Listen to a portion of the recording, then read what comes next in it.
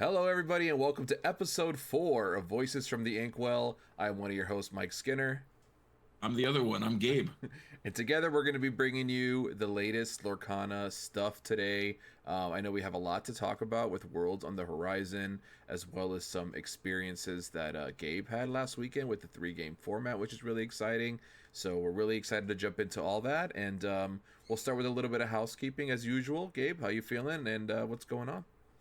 I mean, I think pretty good. This weekend was a lot of fun. I can't wait to talk a little bit about my experiences at SSG with the 3-deck format, triple deck constructed core format. Other than that, though, I mean, it was a pretty chill week. I sorry about last week, folks. I know we missed an episode last week. I was going to bring that up. You Yeah, were traveling. I was, yeah. Unfortunately, my big boy job, like my real job. Yeah, I do travel for my job. We don't just get rich to do this. You mean we have to actually still work?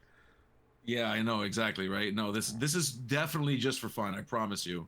But you know what's so what's interesting? It's for now, yeah. For now. And what's interesting was I had the ability to decide whether I was going to go to Atlanta. So I was traveling to Atlanta.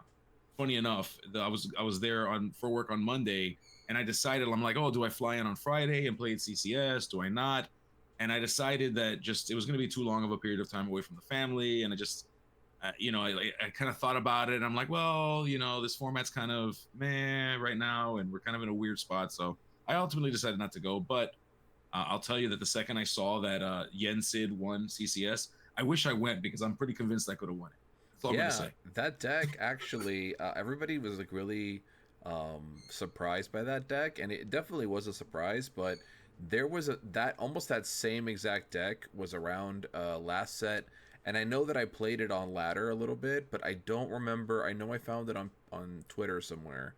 So I don't know. I want to credit the original person who made it because it wasn't me, but somebody did make a Yensid broom deck with just the 1-drop broom and then the evasive gaining broom, just like the same deck. This one did have a couple of new updates, obviously, but it didn't catch me totally by surprise. Like I've definitely seen something very similar before, but it's still really awesome that they were able to take it all the way to a first place finish. I thought the addition of Fire the Cannons that they were playing is a great choice right now, especially with the Diablos running around. People are back on Flynn Riders now. We have things like Rhino before he shifts on turn 1. You can hit him with that. Storm, Cindy, who sings Storm, you can hit her before she can get around to it. So like, there's tons of targets for that right now, and I think that's a really good call to put 3 of those in his deck. So it was an awesome list. So, but yeah, you definitely should have went. I would have loved to see you there. I know you would have been cooking.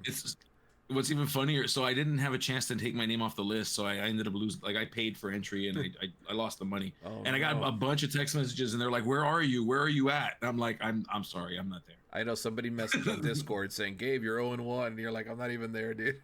Yeah, don't worry, bro. Somebody got a free win against you round 1. They need it, bro. Can you imagine if it was the Ensid deck? I gotta go back and check the melee history. There you go. Might have been, could have been different history, but we'll never know. We'll never know. But fortunately, you did get to do some competition, and it was more of a friendly exhibition of a competition. We did have a pretty cool event just last weekend over at Southside Gaming. We decided to mix it up and have some local teams from Florida come in and just have a friendly team tournament using the new 3-game format, or 3-deck format, excuse me.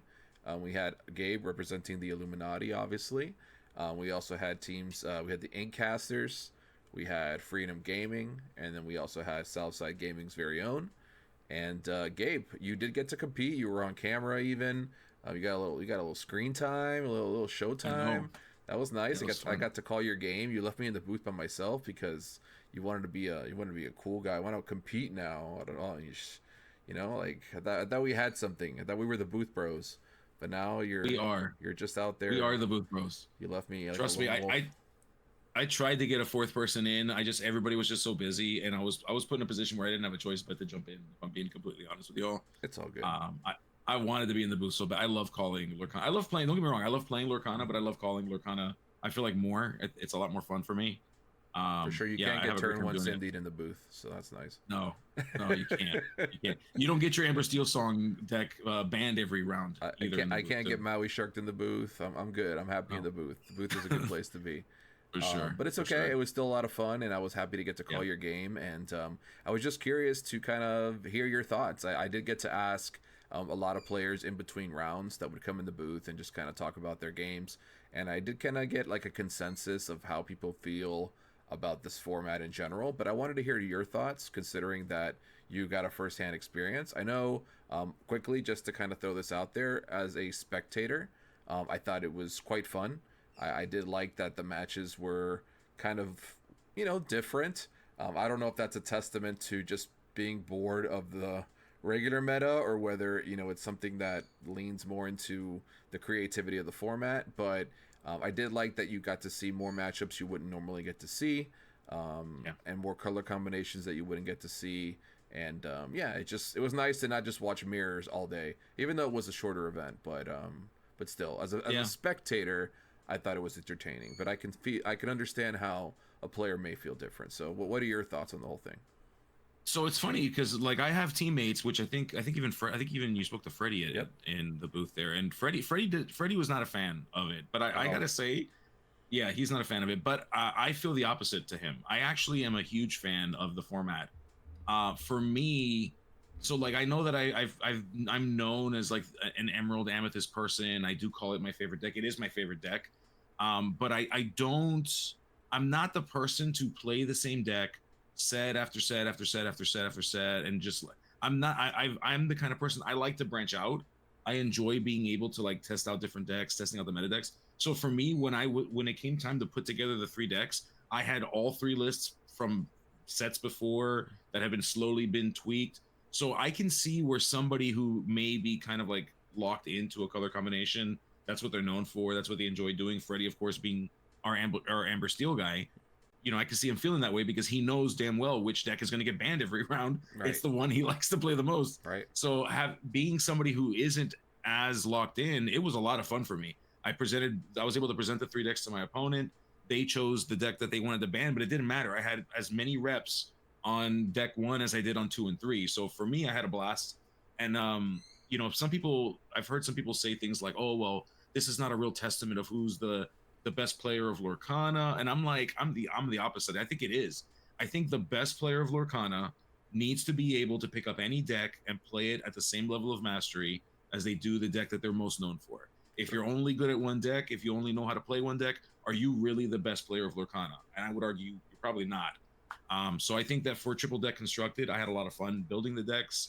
I had a lot of fun, kind of walking through this thought process of like, okay, well, what can my opponents present to me that I would want to ban based on this list? And when they were banning my decks, I'm like, all right, bet, let's do this. I got Emerald Amethyst, and I've got I was gonna Ruby ask Sapphire. what three decks did you bring? It's like, Yeah, it was Amber Steel. okay, Freddie's list, funny enough, it was Ruby Sapphire and it was Emerald Amethyst. It was the three bread it and couldn't you butter. couldn't be more meta than that. Yeah, Yep, yep. couldn't be more meta than that. Yeah, I know you mentioned a bit of the players that can only play one deck thing, and I think that whole thing lends itself to a lot of different games. I know in video games you have the one tricks, the people that just play one character and they might be in the highest rank possible in the game, but they only play one character. I wouldn't say that makes them less of a good player. I feel like they have mastered this character. Maybe they're not as flexible, but I would still say that it makes them an incredible player. But obviously, yeah, you should be able to, make decisions in different decks and not just play one deck if you want to be crowned the world champion. I do agree that. But yeah, it's just an interesting topic. I don't know that I would say somebody who one tricks is like less good at the game, but I would agree. yeah, but definitely not. You want to see them be able to be flexible for sure. When you want to think Yeah. about somebody who is the best at Lorcana, I definitely agree with that. And yeah, I mean, I've heard, like you said, a little bit of both. I know people that said that the format was great, they enjoyed it, they had a good time. I've had people that say they hated it, like your teammate Freddie, good friend of ours. He said that he thinks it's a silly format, that, in his opinion, the best players should be able to bring what they think is their best deck and compete with that deck, and that should be how a winner is decided in a tournament. And I could understand his sentiments on that. I definitely can get behind that. So I could see both sides of the fence, but overall, it's something different. I think that it's going to be kind of a mind game to see what decks are brought. I know, excuse me, I was talking to Jack because Jack and Freddie had two totally different approaches, right? So Freddie said, "I'm not going to bring Amber Steel because it's going to get banned every game. So what's the point of even?" He told me I might as well leave the deck box at home because nobody's ever going to let me play it, right? Which is fair. But then you have players like Jack, who Jack brought Dogs, and he decided to just run with it. And he even got to play against Freddie, who let him play it, and he beat Jack playing the Dogs.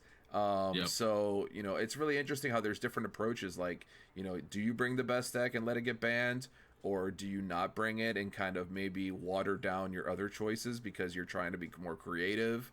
I think there's merit to both, but I just thought it was interesting to see two high-level players essentially approach the tournament in two totally different ways. So in that aspect, I do like that format in that aspect for sure. Yeah. I think the other thing about it is it's such a cost restrictive format. You need to literally build 3 decks, one of each color. So like the idea that something like this would ever be played at a normal tournament is just not realistic, just because of the cost prohibitiveness. Like you might do it at a DLC, maybe you do it at something larger like an SSG invitational type of event, but the reality is most players can't afford or don't have the resources to do it. So for a lot of people, they feel that it's a dead format because it's like, well, when am I going to ever play this? Like, why does it matter if I can't play it? Sure. Which I get that approach. Like, I understand that too. I can understand that, and I empathize with that. But I think it's good to have different formats, and I think it's better for the game to have multiple formats, even if it is a little bit weird. Yeah, I don't think this should be like the main format or anything like that, right. And it never probably. I mean, I hope it never will be. But I do think it's a side event format. Like DLCs. You have some side events going on. Sign up for the triple deck format tournament. Like, sure, like that would be cool. But like you said, cost prohibitiveness. What, I don't know the word, but that's a big word. It's big. I haven't been in school in a long time. So that is a big factor. I know, especially in this last weekend, you guys even did a more of a twist than Worlds does, and you guys not only did a 3-deck format, but it was a team 3-deck format. So you guys had 4 different players all playing at the same time, and then everybody would play everybody, and then at the end you would have an outcome of who had the most wins as a team. So not only did you need to have 3 decks for yourself, you needed everybody on your team to have 3 decks. And if everybody's playing Amber, now you need 16 Rapunzels for your team, so it quickly gets very expensive, even for players that play all the time. So I do think that is obviously a big factor, and something that will deter that format from really ever being incredibly huge. But for fun, something different, I can definitely get behind it. So, but I don't think it should be used to determine a winner personally of a tournament. But Worlds is going to be a little interesting, and I know we're going to get into that in just a bit. But we're taking some chances here this weekend, and we're going to see some different things than normal, and hopefully everything is for the best. We'll get to see it. So, but any closing thoughts on the format? Do you think you would do it again, or you were just kind of I would happily do it again. I mean, the only reason why I didn't want to play is not because I don't like the format. I like the format. It's just because I wanted to commentate with you. Mm-hmm. that's really what it boils down to. That's sweet. I would rather, I love you. Like you're aside from my wife and my son, you're like my favorite person. Even though when you walked in, you didn't say hi to me. I'm not gonna let that go. First of all, I'm gonna throw this table. I'm gonna walk. Dude, you went out of town. You don't text me, right? I thought we were boys. Like, you don't let me know. Last week, this day, it's time to record the podcast. You fed me this dream that you were gonna do it from the hotel room. I hear nothing. Radio silence from Gabe. It's like, okay, he's working. I'm cool with that. No problem. I understand. Then I don't even know when you get back. I don't know when you came back because you don't communicate with your boy. You're just you're in the Discord with us. You don't say nothing, and then all of a sudden, Boom! My co-host walks in the door at SSG, and I'm like, "That's my boy right there. He's gonna come over here. We're gonna be like, yo, brother." Gabe just stops at his team table, glances around the room. I think he looked at me and maybe went like this or something, and then he just started worrying about what he was doing. I'm like, wow, that's the most that's what. Do I deserve that, Gabe? I thought we were closer Absolutely than. not. No. So okay, the part that you left out and the part that you forgot about was when I did walk up to you. You were like so enthralled. You were just snot everywhere, like how Yeah, excited you were, yeah. staring at your print and play copy of your decks that you're planning on playing that are not even Lorcana. Okay, you're playing like non-Lorcana No, games no. here. I Talking made about you. Riftbound. I made you come over and say hello to me. I said, come here, and then you came and you said hello. That is not. You were staring at your That's decks. the way I remember it. That's what happened. Well, yeah, yeah, yeah. What color decks were you looking at that point when you were doing that? I'm We'll curious. have to review the security footage and see exactly what happened. But the This way I guy. remember it was you didn't say hello to me, but then, I understand Wow. you had stuff to attend to. I get it, but Yeah, just well, I will say that like when I'm playing in an event or when I'm playing in a tournament or set champs, I do lock in. I will admit. So like if I appeared locked in, I do that. I mhm. want to make sure I win the event. I'm very competitive. Like just a reminder that I didn't get into the booth because initially because I wanted to join the booth. I got in there because I was going to play in this event and I was asked to do a favor. Mhm. I'm a player at heart, baby. I want to Oh, me take too. down all these people. So like when I get in there and I'm ready to go, if I'm in the zone, I'm on the hunt, baby. Let's go get it. That's it. You were locked in, so I can Yeah. appreciate that. But I just wanted to let you know how I really feel on the inside. It hurt Well, me a little bit. and you know what? You were right to be hurt, and I just want to apologize. And I'll give you another kiss on the head if you want. Next time, I want at least a firm handshake from you, bro. At least one. My hands are too soft for a firm handshake. I moisturize. So let's talk a little bit about Worlds, right? Yeah. Um, we are less than a week away from a Worlds format, the first ever Worlds for Disney Lorcana, which is you know, a big deal. We have Yeah. 28 different competitors that have qualified through all sorts of different means, all to end up in this one place.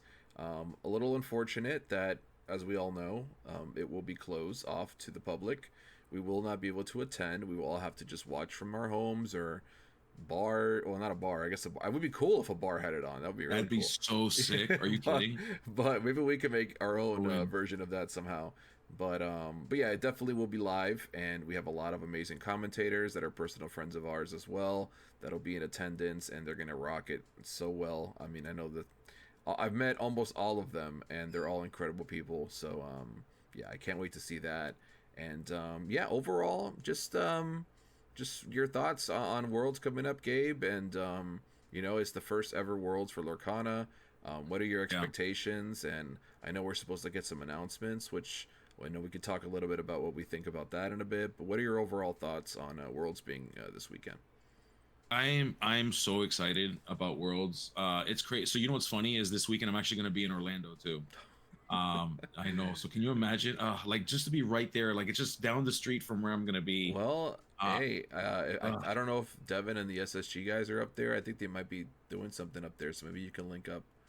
But I think they ooh, were gonna. okay. I think I don't know. Don't quote me, but I thought they were gonna do like a watch party thing up there, but I don't know. Oh, that'd be pretty sick. I might, yeah, I'll see if I can join them. But I'm excited for Worlds. This is 2 years in the making. This is like a culmination of, like, I think about back to the moment when I first heard about this game and I was following it online. And this really cool dude online made this really cool app this one time that we used to be able to be on. Just all these really like these moments, right? Like the first time when I went to Atlanta and I got to go to my first DLC and I got to meet all these really cool people. I mean, it just like all these moments just kind of build up to this. Obviously, we'd all rather be there. We wish that was the case. It's just not the case. That's okay. I think we've kind of grieved that being the case, and we're beyond that at this point. I think we're just excited to see what the future holds, and I think that's going to be really a key piece of this because a lot of what's happening now is kind of feeding into this kind of feeling that everybody has Hmm. about the game, right? This idea that like we're kind of in a weird spot, like this lull, so to speak, this kind of weird thing. But for Worlds itself, though, I can't wait. I'm predicting. oof, this is tough because I'm friends with a few of the world's competitor. I'm friends with Wonderland. Oh yeah, You know, I'm friends with Zach. Like it's tough. Like I don't even want to call who I think is gonna win because I don't want to. I don't know, but it's gonna be fun. It's gonna be exciting to watch these guys like showcase why they're the best and getting to do the things that they do so well. for sure. Yeah. Definitely we could talk a little bit in a moment about a little bit of a lull, which, something that I kind of had some thoughts on. But overall sentiments, obviously very excited for Worlds. Very passionate about Lorcana. I love Lorcana. I want this game to succeed. And Yeah, getting to see people that have worked so hard and played in so many events, and like you said, a lot of them that we've met in person and had a connection with in one way or another, will be competing. So just getting to see all of them at their best, like as prepared as they'll ever be, in this event is going to be, that's going to be really exciting to see. So in that aspect, as getting to see my friends compete and stuff like that, definitely that's like probably the thing I'm most excited about for Worlds. yeah. As far as predictions goes, obviously, I got to root for my boy Zach Bivens. That's the guy right there. I think a lot of people would be sharing that sentiment that that he's like the golden boy. I know there's a lot of great players, and I'm not trying to say that they're not amazing players, but Zach has just been somebody who has been a real role model for the game, and I think he's been like very. I don't know. Something about him, he's just the golden boy for me, and I hope he does take it down. But I do think that people that have a background in Magic have a huge advantage in this event. Players like Zan Syed, players like Frank Karsten, and I'm sure there's many others that have Magic resumes that I just don't know. But players like that are able to build decks in sealed and to an expertise that have played Magic, I think they're going to have a special advantage, right? Because as great as some of these other players are, some of these players have never played sealed, or maybe they have, but not. This is their first game playing sealed, So that's going to be an interesting day. I know a lot of people have thoughts about that, about the game being decided by, oh, if you open good packs, then you just win, and nobody can kill evasives in this format. You just draft all the evasives and you win the game, and that's that determines your world's outcome. And I do get that, and I do feel like there is some truth to it. Definitely, I can see how it's probably not the best idea to determine the best player in your game with the format that they've never been played, that's never been at a DLC, that's never been at any tournament ever, and all of a sudden it's being used to just determine the winner. I think that could be improved on, right? I wouldn't say that's my favorite decision. Am I still excited to watch the games? Yeah, of course. Like, I still want to see what decks they build and all that. But as far as will the games be fun to watch, I'm not sure. I haven't spectated much limited in Lorcana, so that's going to be interesting to see how entertaining it is. And yeah, I just hope that it's not as landslidey as I have in my head. I hope it's not just like a total, oh, I opened up all these legendaries and you didn't, so GG's. Yeah. So I mean, there's a truth to like the luck aspect of it being more in the favor of one over the other. I think that card evaluation is a skill set that matters, and I think that's why I'm okay with sealed as a part of this.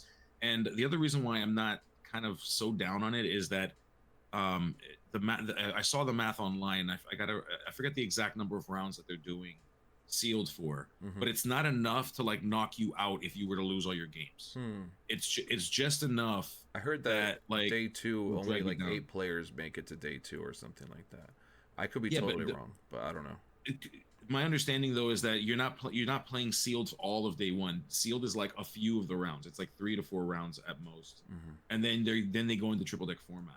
Okay. So it's not like all of day one. It's just a portion of day one, like a small portion of day one, Okay. and then like it's enough to like knock you down in the rankings. It can help force you to lose momentum. You're probably going to be psychologically affected if you're 0-3 as a result of it. That could affect your games going into triple deck. But nobody's like out if they go 0-3 from what that's the way it was kind of presented, and I've seen it discussed Okay. online. Like it can give you an edge. It'll be the difference between who's number 1 seed and who's number 8 seed Right. and all that in between. But Yeah, like it shouldn't completely tank your day unless you let it get to your head. I hope not. Yeah, I mean, again, I'm open minded. I'm willing to see what this event looks like, but I also do hear the feedback online, and Yeah, I do I get it. understand. Yeah, I get where they're Yeah, coming from, you know. Um, yeah, so it is what it is, but again, we're super excited to see commentary and the production level. Hopefully, the production looks nice, and overall, just super excited to see what we have to represent as our first ever world championship for this game. So. Um, that being said, you know, now that we've spoken a lot about the good and a little bit about, I wouldn't say the bad, but the, you know, the interesting, I do want to talk a little bit about the game in general, right? And it's just some thoughts that I've had, and I feel like it's a vibe I've been getting from a lot of players online. At least, you know, sometimes the ones that are online are the minority, but I just feel like I've heard this from a lot of voices, and I've definitely been feeling it myself.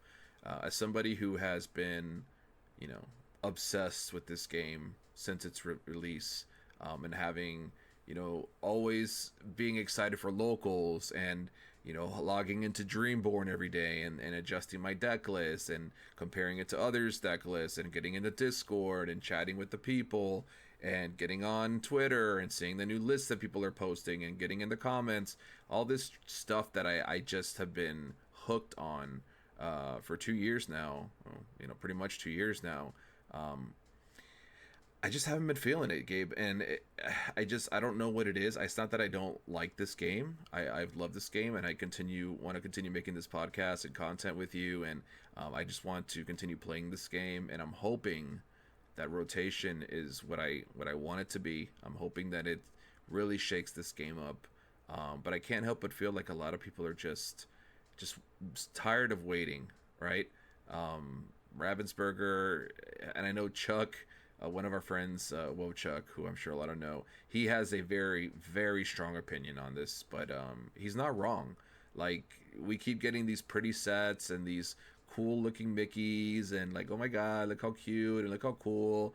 But like, we haven't heard anything about how to play this game at a higher level. Like, is this game just meant for locals and then an occasional set champs and then that's it? You know, what are we spending, you know, $60 on Rapunzel's for when you're only going to a locals every week to play for a pin and a promo card, you know? So the game needs the game needs more. The game needs more reasons to compete, more reasons to play the game. And I know that this weekend they're talking about maybe having, or not maybe, but they're going to have announcements about what the future of this game looks like. And honestly, Gabe, like it needs to be huge. This game has been carried by the community for a very long time, a very long since time. the beginning. Since the Like beginning. it really has. And you know, I'm not trying to disrespect Ravensburger. They've made an incredible game. Like they really have. But as far as, you know, supporting the game and making sure that the players who play it are satisfied, it's been lackluster, you know, and I think that anybody could agree with that. Even the biggest fans of the game could agree with that. So, you know, I want to be more excited. You know, I feel like when you're playing a game like this and the world championship is on the horizon, I should be like at my peak excitement right now. I should be like counting the days like until Christmas, right, for this tournament, and I'm really not. I am excited, like I do want to see it, and you know I'm gonna have a good time watching it, but I don't feel that passion in me to like be like, man, I cannot wait for this, you know. And a lot of it has to do with the metagame. You know, we've been playing, let's be honest, with the same decks since set one. You know, decks have made some improvements and some changes, but we've been dealing with Steel Song since the very beginning, right? We've been dealing with red purple in different forms, but since the very beginning. You know, green purple in different forms, but since the very beginning, you know, like all these decks are just repetition, and then every set comes out, it's got 250 cards in it, and we use about 15 or 20 of them. The rest get thrown in our bulk, and you know, we add one or two new cards to the deck that we've been playing since set one, and we call it a day until the next set comes out, right? And I'm ready for something new. Like I can't do another turn one Cindy into Storm. I can't do it anymore, Gabe. I can't do a turn one Popsicle. I cannot do it anymore, and I'm just not having fun with it. I'll be honest. It's just not scratching the itch that it used to. It's becoming a little bit I don't know. I want to be more passionate about it, but I just get this sentiment that people are looking at other games right now. People are looking for something to do because there's just not anything happening in Lorcana. I've spoken to friends. I mean, I haven't been to a locals, and I was supposed to be at locals right now, and I'm not at locals. My locals is literally I could walk to the store. It's that close, and I haven't been in weeks. I got a text from a friend that was supposed to go play there today. He's not going, and he says that the attendance has dropped dramatically. You know, um, I don't know. I don't know what to say. I just really want this game to do well. And obviously, as you mentioned, I've had my eyes on some other games, but that doesn't mean that I can only play one game and focus on one game. My whole life, I've played every game. I've played all TCGs pretty much. So I'm always looking to learn the next good TCG or be involved in that. So I don't want that to take away from Lorcana. I'm not just like a Riftbound guy now. But I don't know, Gabe. Sorry. Voices from the Nexus. Yeah, voices from the Nexus. That's gonna be our next podcast. I'm ready.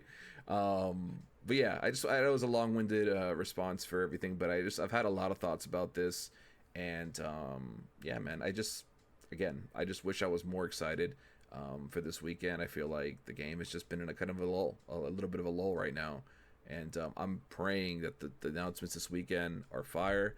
But honestly, I don't know what to expect, Gabe.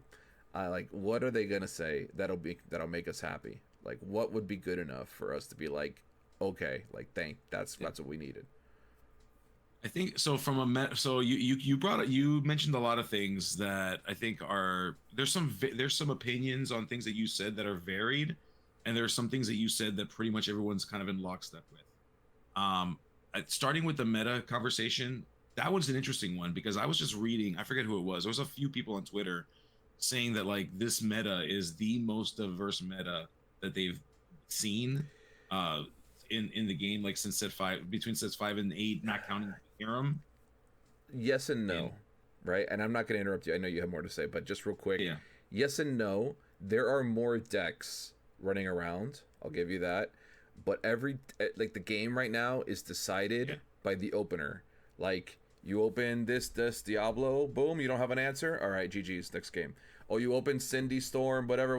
I don't have an answer. All right, GG's. Let's go to next game. Yeah, there are more decks, but it doesn't mean that you're having fun. Like the yeah, decks are so polarizing, and the play patterns are so consistent yeah, and repetition. Like this, it's just yes, there are a lot of decks. So yes, you could say, oh, it's a good meta. There's so many decks, but it's not fun to play against this kind of deck, in my opinion, in my yeah, personal opinion. yeah, which is So fair. yeah, I think what you're sharing is a fair assessment. I'm not invalidating your feelings at all about that. I just think there's people on various sides of that.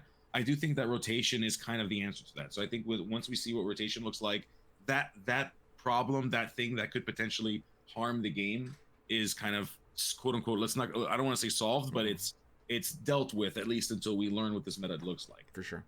The first thing that you mentioned, though, I think is the biggest problem, and is the thing that has everybody agreeing in lockstep, and that is just how Ravensburger handles their organized play. Now we know through their communications that there was a lot of stuff happening internally. There was a lot of people shifting in roles, so there's a lot of things that caused that to be the case, and it's not what they wanted, but it is what it is, and they're admittedly they're working through that and they're solving for that. But there's games that have their worlds coming up in August. We know that date. We know the games. Other games have their worlds dates coming up in August, and we know what their circuit's going to look like after August. We have those dates too. There's games that are out there that have worlds and what we call DLCs. They're out there, and the dates are known. And the fact that it took us a month and a half prior, 2 months prior to Worlds to know when Worlds was going to happen, to then be communicated that we wouldn't be able to go, even though we were told at the beginning of the game that we could go. And then on top of that, we still don't know what season 2, because I guess each worlds kind of ends the season. We don't know what season 2, even what the start of it's going to look like. It's been 6 months since the DLC. Yeah. It's been 6 months, half a year since any competitive event, at that level. Yeah. If Yeah. if Ravensburger does not come out with dates for at least the next 2 or 3, I'm going to be real with you. They need to have dates for every single DLC, and they should have locations at this point for every single DLC, and we should know them. What do you If they think's don't an give us a acceptable? What do you think's an acceptable date? to start to have them, What do you think? What do you think would be acceptable in your eyes? um, they, so if It's hard when to does say, but yeah. Fabled comes, yeah, like okay, because you gotta do it with a certain amount of time after Fabled comes out. So Fabled comes out like end of August. So I mean I would say at least when they set that when they say that the set is going to be legal, which they say is like 3 weeks, two So or 3 weeks September. after the set's released. So yeah, like at least like late September, like that, whatever makes Fabled legal, whatever makes core constructed Fabled legal, it needs to be like that week or the week after, is whatever that date is where it needs to be. Period. Yeah. Um, My fear is it's them saying next year, and I don't know if I don't think that's acceptable. No, absolutely not. I I don't think think if they it's say acceptable. next year, then they can pretty much they're going to lose easily half of the player base, Yeah. and the casuals are yeah that would be devastating if they say next year. I just cannot imagine them saying next year. I would hope not, Like and yeah, I I can't want to imagine. think that that's unreasonable to think, but um, unfortunately, when you've been burned once before, it's hard to know for Yeah, sure. I mean, we were supposed to all be at Worlds right now, right? And we're not. So, as far as what yep. I can expect, it's Russian roulette right now. It's are we gonna get an immediate announcement for great stuff, or are we gonna be told, you'll get another announcement in December about when's gonna happen? Like, are Right. we just gonna get The another announcement announcement of is announcement? yes. The announcement is there will be a lore cast in August that you'll get to listen to. Exactly, exactly. So that's what I'm hoping we don't have. But yeah, I don't want to end this podcast on a negative note. I mean, I just wanted to share what Yeah. I think is like realistic concerns about the game. Obviously, Gabe and I love this game. That's why we're here talking Oh about God. this game. We wouldn't get together and record our faces for you guys if we didn't think this game was worth supporting and being a part of. But I think it's also, it's our responsibility as creators, as whatever you want to call us, members of the community, to be able to say when something's not right, when the game needs something needs changing. And yeah, we're not trying to be toxic about it. Like, I'm not one of No. those, like, go on Twitter and berate the company or anything like that, but I definitely think change is needed. I think Yeah. there's no doubting that. And again, I'm just hoping this weekend surprises me, blows me away. I think Lorcana's making really cool sets. I think the cards look great. I think all of that is great, but unfortunately, it's just not enough to keep a community interested if they're not going to give us events to play. Absolutely. Especially Agreed. Disney. I mean, Disney has, when you think of a Disney event, like that should create like a like what are the possibilities in your head, and it just Yeah. hasn't been that. So but yeah, any closing thoughts, Gabe, before we head into the outro here about Worlds as a whole and the game as a whole, and anything you think you missed? Um, I don't know if not necessarily that I missed anything. I mean, I don't. You know, as you gave your you said that you predicted that Zach Bivens was going to win Worlds, No, and I didn't say isn't that that. what you said? I didn't say that. What'd you say? What'd you say? I didn't say that. What do you mean?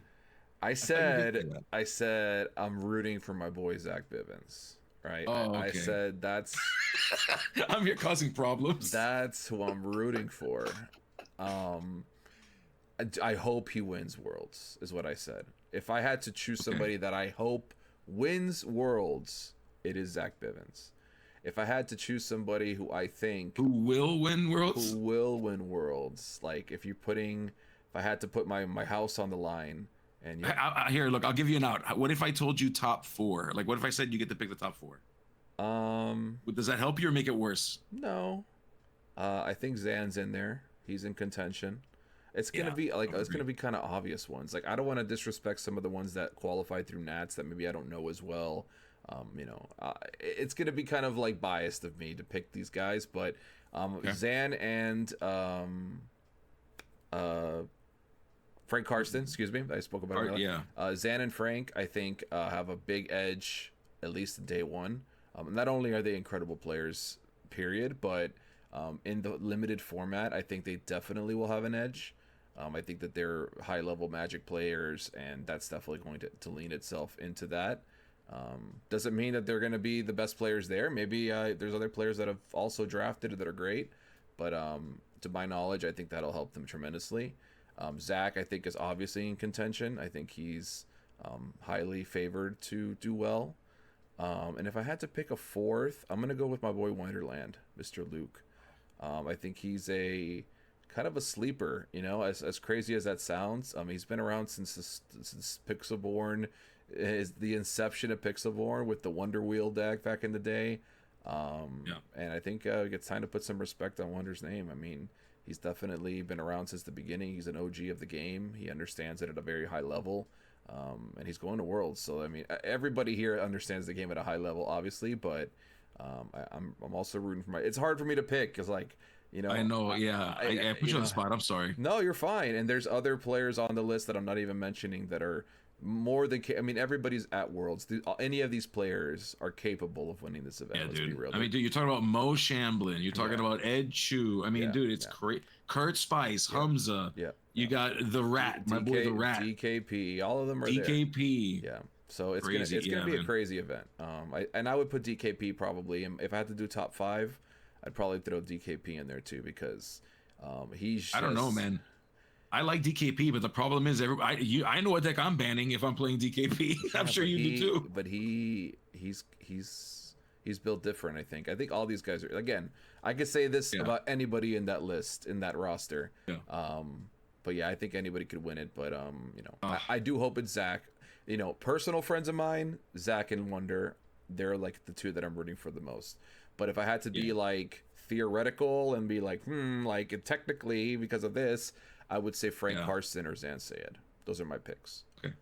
Okay. I would agree. Fair? I know I gave you like a I gave you like a loose answer. No, I gave you like a bunch of names. It wasn't loose at all. You gave me 4 names. I asked for the top 4. I say those are your top 4 that you'd like to see win or that you believe will win. Okay. And funny enough, I actually agree with that, and maybe I am biased because I'm also friends with Zach and with Wonder, but yeah, I mean, like, there's just I cannot wait to see like that. I'm excited for the people going to Worlds for sure. Like, I know there's a lot of we talked a little bit about some of the things that we're concerned about, but I'm really happy that these people get to represent the game at this level, and I just can't wait to see it. I agree. I couldn't be happier for them, and can't wait to hear all about it and see all the pictures and all the stuff online as it happens this weekend. So, 100%. All right, guys. Well, shorter episode today, but we just wanted to get through that and to talk a little bit about our World's thoughts before the big event this weekend. So let us know down in the comments what you think. Have you been feeling this Lorcana that we've been talking about? Are you guys excited for Worlds? What are the decks that you think people are going to bring? Who do you think is going to be the first ever world champion? Drop it all in the comments below. And Gabe, where can people find you? They can find me at _Gabe on X. They can also find me on Illuminati TCG. That's on YouTube and on Twitch. All right, and you can find me at First to 20 pretty much everywhere: YouTube, Twitch, and X.